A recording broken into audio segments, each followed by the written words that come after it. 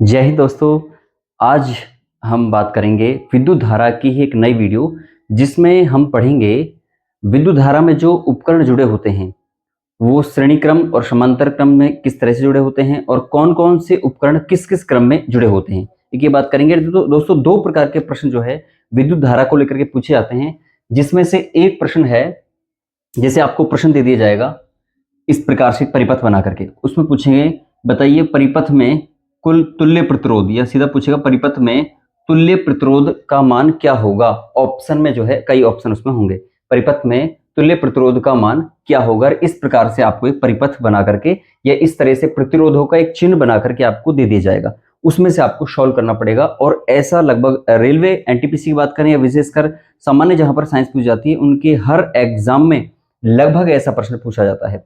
दूसरे तरह का प्रश्न जो है वो पूछा जाएगा कैसा, विद्युत धारा वाले टॉपिक में से घरेलू उपकरणों के किस क्रम में जोड़ा जाता है, या आपसे यहां पर इसको घरेलू उपकरणों को किस क्रम में जोड़ा जाता है।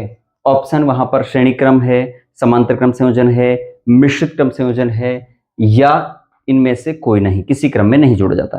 तो इन दोनों प्रश्नों का जवाब देने के लिए अपन को छोटी सी जो है एक ये टॉपिक पढ़ना है, बहुत ही अच्छा टॉपिक है एग्जाम की दृष्टि से। तो देखिए क्या क्या इसमें, सबसे पहले हम देखेंगे विद्युत धारा में जो प्रतिरोधों का संयोजन है। विद्युत धारा में हम यहां लिखेंगे प्रतिरोध, प्रतिरोधों का संयोजन। तो विद्युत धारा में प्रतिरोधों का संयोजन दो प्रकार से होता है, एक है श्रेणी क्रम संयोजन और एक है समांतर क्रम संयोजन। पहले हमें यह समझना है कि श्रेणी क्रम संयोजन क्या है, समांतर क्रम संयोजन क्या है, उसके बाद हम देखेंगे। देखिए श्रेणी क्रम संयोजन, श्रेणी क्रम संयोजन का मतलब यह है जब पहले प्रतिरोध तार का दूसरा सिरा दूसरे प्रतिरोध तार के पहले सिरे से जुड़े हो। इसका मतलब यह है कि जैसे ये प्रतिरोध जुड़े हुए हैं, 1 2 3 प्रतिरोध से जुड़े हुए हैं, डैश डैश का मतलब n, यानी कि यहां पर और प्रतिरोध भी जुड़ सकते हैं आगे तक। तो पहले प्रतिरोध तार, ये पहला प्रतिरोध हो गया, पहले प्रतिरोध तार का दूसरा सिरा, तो इसका पहला सिरा हो गया ये, दूसरा सिरा हो गया ये, पहले प्रतिरोध तार का दूसरा सिरा दूसरे, ये वाला दूसरा है, दूसरे प्रतिरोध तार के पहले सिरे से जुड़े हुए हैं। और इस प्रकार से अगर प्रतिरोधों का संयोजन है तो ऐसा संयोजन कहलाता है श्रेणी क्रम संयोजन। क्या कहलाता है? श्रेणी क्रम संयोजन, जिसमें यानी कि इस प्रकार से तार जुड़े हुए हों, यानी कि जिसमें अगर यहां से परिपथ टूट जाता है तो ये पूरा परिपथ भंग हो जाता है। इस प्रकार का जो संयोजन है वो कहलाता है श्रेणी क्रम संयोजन। दूसरा समांतर क्रम संयोजन क्या है?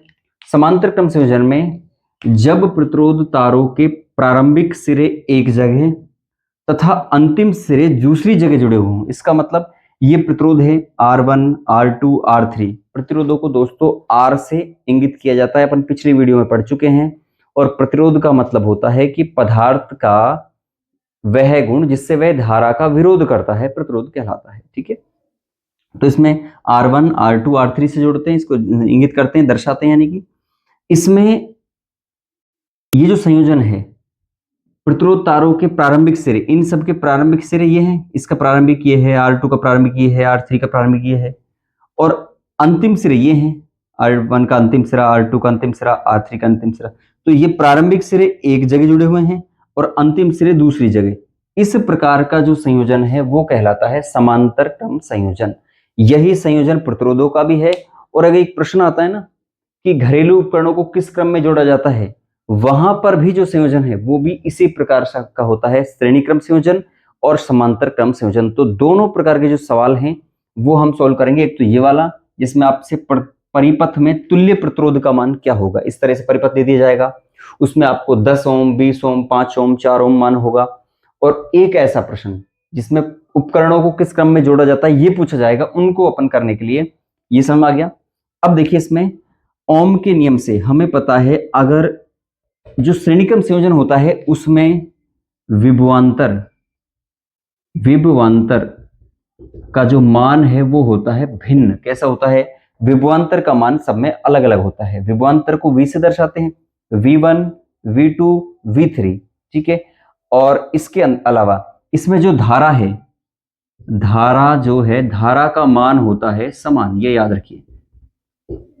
श्रेणी क्रम संयोजन में विभवांतर का मान भिन्न भिन्न होता है जबकि धारा का मान समान होता है। और ओम के नियम से V बराबर V निकालना हो विभवांतर, तो V1 plus V2 plus V3 निकालेंगे इस स्थिति में।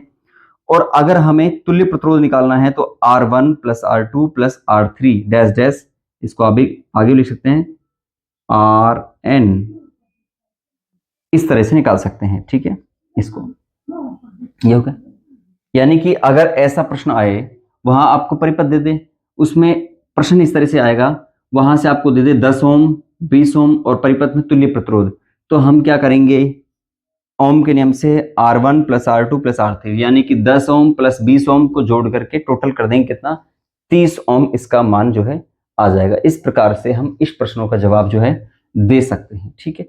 दूसरा देखिए, अगर ऐसा ही प्रश्न समांतर को लेकर का आए, ये चित्र इस तरह से हो और यहाँ पर मान आपको दे 5 ओम 10 ओम 15 ओम या 10 ओम 20 ओम 30 ओम या 50 ओम 100 ओम 200 ओम, इस तरह से अगर दे तो हम कैसे करेंगे। तो देखिए उसके लिए ये परिपथ है, इसमें ओम के नियम से R बराबर V बटा I होता है। समांतर क्रम संयोजन में जो धारा है, धारा का मान होता है भिन्न। धारा का मान कैसा होता है, भिन्न होता है, अलग अलग होता है, जबकि यहाँ धारा कैसी थी, समान। जबकि इसमें अगर हम विभवांतर का मान देखें, विभवांतर, तो विभवांतर जो है यहाँ पर वो होते हैं समान सभी में, ठीक है। ये याद रखिए, V जो है इसमें समान होता है और धारा का मान अलग अलग होता है, I1 I2 I3, विभवांतर समान होता है। और यहाँ पर तुल्य प्रतिरोध निकालने के लिए हमें ओम के नियम से 1/R1 plus 1/R2 plus 1/R3, ये जो सूत्र है, ये जो फॉर्मूला है, ये बहुत इंपॉर्टेंट है। इस फॉर्मूले से हम जो समांतर क्रम संयोजन है उसमें प्रतिरोधों का तुल्य प्रतिरोध जो है हम याद कर सकते हैं, परिपथ का तुल्य प्रतिरोध हम ज्ञात कर सकते हैं, ये याद रखना है। कई बार सवाल में पूछ लेते हैं कि बताइए समांतर क्रम संयोजन में धारा का मान होता है भिन्न भिन्न समान, इस तरह से ऑप्शन दे तो हम याद रखेंगे धारा का मान कैसा होता है, भिन्न भिन्न होता है, विभवांतर का मान कैसा होता है, समान होता है। जबकि इसमें विपरीत, विभवांतर का मान अलग अलग होता है, धारा का मान समान होता है, ठीक है। तो पहले प्रश्न का जवाब हमें मिल गया होगा। ऐसा प्रश्न अगर पूछा जाता है कि परिपथ में तुल्य प्रतिरोध का मान याद करिए, चाहे उसमें इस तरह का श्रेणी क्रम में पूछ लें या फिर उसमें समांतर क्रम का पूछ लें। अगर श्रेणी क्रम में पूछता है तो हम इस फॉर्मूले से दोनों को जोड़ना ही केवल निकाल देंगे आराम से। और अगर हमें समांतर क्रम संयोजन में पूछा गया है तो हमें क्या करना है, 1/R1 plus 1/R2 plus 1/R3 जो भी मान दिए गए हैं उनको हमें जो है कैलकुलेशन करके निकालना है, ये हम कर सकते हैं। अब सवाल है कि और किस तरह से यहां से सवाल आते हैं, तो इसमें से एक सवाल और है जो पूछा जाता है और वो सवाल है किसको लेकर के, जो उपकरण है घरों में, उपकरणों को लेकर सवाल आते हैं। कैसे सवाल आते हैं, जैसे आपसे पूछ लिया जाए कि बताइए एमीटर को किस क्रम में लगाया जाता है, या वोल्ट मीटर को किस क्रम में लगाया जाता है, या आपसे पूछ ले कि बताइए बाकी जो उपकरण हैं उनको किस क्रम में लगाते हैं। तो समझिए यहाँ पर जो समांतर क्रम में है ना, समांतर क्रम में जो विद्युत उपकरण है वो कौन कौन से होते हैं। तो श्रेणी क्रम संयोजन में, समांतर में, देखिए इसमें श्रेणी क्रम संयोजन जो है इसमें उपकरणों को लगाया जाता है किस प्रकार से, इस तरह से हम देखते हैं। जैसे ये मान लीजिए बल्ब है या कोई उपकरण है, इस तरह से, यानी जिसमें इस तरह से इसमें इनको लगाते हैं, यानी कि यहां पर एक तार होगा और यहां पर दूसरा तार, इस प्रकार से इनको जोड़ा जाता है, तो उसको बोलते हैं श्रेणी क्रम संयोजन, ठीक है, श्रेणी क्रम संयोजन। अब आप देखिए उसमें उपकरण, विद्युत उपकरण कौन कौन से हैं, विद्युत उपकरण, तो विद्युत उपकरण कौन कौन से हैं इसमें, इस क्रम में कौन कौन से लगाए जाते हैं। तो एक तो इसमें देखिए सजावटी, सजावटी जो लाइटें हैं, सजावटी लाइटें वो इस क्रम में होती है, क्योंकि इस क्रम में आपने देखा वो सजावटी लाइटों का एक तार भी कहीं से टूटा या ब्रेक हुआ तो वहां से जो धारा का मान है वो सारा भंग हो जाता है, बाकी सारी जो लाइटें हैं लड़ी है पूरी वो खराब हो जाती है। जैसे हम यहाँ देखें, इसमें ही इस क्रम में होता है वो, अगर इसमें से यहां से ये तार टूट जाए, अलग हो जाए, ब्रेकडाउन हो जाए यहाँ से, तो पूरा परिपथ भंग हो जाता है। क्या धारा आगे जाएगी? क्या ये बल्ब जलेंगे? नहीं। क्या धारा आगे बहेगी? नहीं। इसलिए इस परिपथ को बोलते हैं, इस स्थिति को बोलते हैं श्रेणी क्रम संयोजन, और सजावटी लाइटों को इस क्रम में लगाया जाता है। ठीक है। इसके अलावा इसमें और क्या होता है, तो इसमें हम देखें सेलों का संयोजन जो है, सेलों का संयोजन, सेलों का संयोजन भी इसी क्रम में होता है। कैसे होता है इस क्रम में सेलों का संयोजन? आपने देखा होगा कि जो सेल है वो इस प्रकार से, एक सेल लगाया यहाँ पर, दूसरे सेल इससे ही यहाँ से ज्वाइंट करके दूसरा सेल, फिर तीसरा सेल, इस प्रकार से सेलों को लगाया जाता है, प्लस माइनस एक तरह से, इस तरह से ऐसे लगाते हैं सेलों को। तो यहाँ से एक सेल मान लीजिए हमने ये निकाल दिया, तो दोनों सेलों में धारा नहीं बहेगी, परिपथ भंग हो जाएगा। तो इस प्रकार का जो संयोजन है वो कहलाता है श्रेणी क्रम संयोजन। अब इस श्रेणी क्रम संयोजन में एक दिक्कत क्या है, अगर हम घरेलू उपकरणों को लगाएं इसमें, तो बीच में से कहीं से भी धारा का मान अगर हटा तो पूरा परिपथ भंग हो जाता है। पूरे जो उपकरण है, अब ये तो बल्ब हैं सारे, मान लीजिए यहाँ पंखा है, यहाँ कुछ टीवी है, यहाँ कंप्यूटर है, यहाँ पर बल्ब है, यहाँ ट्यूबलाइट है, इस तरह से हमने लगाए हुए हैं। एक का मान यहाँ से अलग हुआ तो सारे बंद हो जाएंगे। तो इसलिए इसमें दिक्कत ये है कि इसमें घरेलू उपकरणों को नहीं लगाते, क्योंकि सारे उपकरणों का मान भी अलग अलग है, धारा का मान अलग है, विभवांतर का मान अलग है, इसलिए उनको अलग अलग लगाने की आवश्यकता होती है। उनको समांतर क्रम में लगाया जाता है, ना कि श्रेणी क्रम में। ये आप ध्यान रखिए इसमें।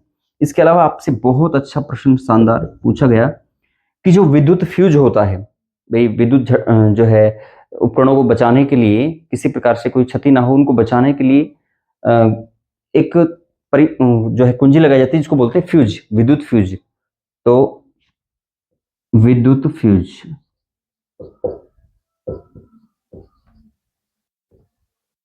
विद्युत फ्यूज, विद्युत जो फ्यूज है उसको किस क्रम में लगाते हैं? तो हम कहेंगे उसको श्रेणी क्रम संयोजन लगाते हैं। किसमें लगाते हैं? श्रेणी क्रम संयोजन में लगाते हैं विद्युत फ्यूज को। ठीक है। अच्छा, अब अगर हम देखें समांतर क्रम संयोजन में, तो इसमें लिखेंगे विद्युत उपकरण। कौन कौन से उपकरण इसमें लगाते हैं? विद्युत उपकरण यहां पर लिखेंगे। उससे पहले इसको लिखते कैसे हैं, कैसे दर्शाते हैं? तो इसको दर्शाते हैं इस प्रकार से, जैसे यहां पर कोई बल्ब हो गया या कोई भी उपकरण हो गया, इस तरह से। ठीक है। यानी कि इस स्थिति में होते हैं जिसमें धारा का मान सब में अलग अलग होता है, और इस प्रकार से लगाने का कार्य जो है यहां से किया जाता है ये। ठीक है। अब इसमें धारा का मान अलग बहता है, इसमें अलग बहता है। यहां से अगर एक परिपथ टूट भी जाए, भंग भी हो जाए, तो पूरा परिपथ भंग नहीं होता, सब में विद्युत जाएगी, बस ये जो है परिपथ ये भंग हो जाएगा। ठीक है। इन सब में बराबर जो है विद्युत धारा प्रवाहित होती रहेगी। तो ये लाभ है सबसे बड़ा समांतर क्रम संयोजन का। इसीलिए घरेलू जो उपकरण है, घरेलू उपकरण, उनको लगाया जाता है किस क्रम में? समांतर क्रम संयोजन में, ना कि श्रेणी क्रम संयोजन में। ये बहुत इंपॉर्टेंट है, पूछा गया है। और अभी अपन जो प्रश्न देख रहे थे ऊपर, वो भी क्या है, घरेलू उपकरणों को किस क्रम में जोड़ा जाता है? श्रेणी क्रम में, समांतर क्रम में? तो क्या जाएगा इसमें? समांतर क्रम में जोड़ा जाता है। ठीक है। क्यों जोड़ा जाता है उसका कारण भी हमें पता लग गया, क्योंकि समांतर क्रम में जोड़ने से एक उपकरण के खराब होने पर बाकी उपकरणों पर किसी प्रकार का कोई प्रभाव नहीं पड़ता है, बिल्कुल यथावत कार्य करते हैं। इस वजह से उनको समांतर क्रम में जोड़ा जाता है। इसके अलावा जो रोड लाइटें हैं, रोड लाइटें, रोड लाइटों को भी किस क्रम में जोड़ा जाता है? तो रोड लाइटें जो हैं उनको भी समांतर क्रम में जोड़ा जाता है, क्योंकि रोड लाइट में मान लीजिए एक लाइट कहीं से खराब हुई तो बाकी जो लाइटें हैं उन पर उसका किसी प्रकार से प्रभाव नहीं पड़े, इससे बचने के लिए वो उसको समांतर क्रम में लगाते हैं। ठीक है। तो घरेलू उपकरणों का, रोड लाइटों का, इन सभी को लगाया जाता है समांतर क्रम संयोजन में। बाकी सजावटी लाइट है, सेलों का संयोजन है, विद्युत फ्यूज है, ये सभी लगते हैं किसमें? श्रेणी क्रम में संयोजन में लगते हैं। इसके अलावा इसमें एक उपकरण होता है जिसको बोलते हैं एमीटर, विद्युत धारा मापते हैं इसमें एम्पियर में। तो एमीटर को भी लगाते हैं किसमें? श्रेणी क्रम संयोजन में। जबकि वोल्टमीटर को, very very important, volt meter, ठीक है, वोल्ट मापते हैं जिससे, वोल्ट मीटर को मापते हैं समांतर क्रम संयोजन में, ये लगाते हैं किसमें, समांतर क्रम संयोजन में। इन तीन है ऑप्शन, इसमें तीन है, तीन चार यूज है इसके, इनमें से ही प्रश्न पूछे गए हैं कई बार। तो अच्छे से इसको समझना है हमारे को कि यहां से अगर तुल्य प्रतिरोध का मान पूछना है तो कैसे हम करेंगे, और उपकरणों का संयोजन पूछना है तो हमें कैसे करना है। ठीक है, इसी प्रकार की वीडियो देखने के लिए आप बने रहिए धर्मा साइंस एकेडमी यूट्यूब चैनल पर। ठीक है।